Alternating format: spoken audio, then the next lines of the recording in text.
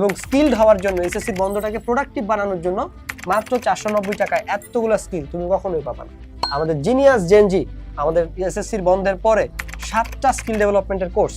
এখানে একটা জিনিস হচ্ছে গিয়ে তোমাদেরকে এছাড়া leadership, time management, presentation, public speaking, AI এবং মার্কেটিং, এই 6টা স্কিল তোমাদেরকে ভাইয়া শিখাবো।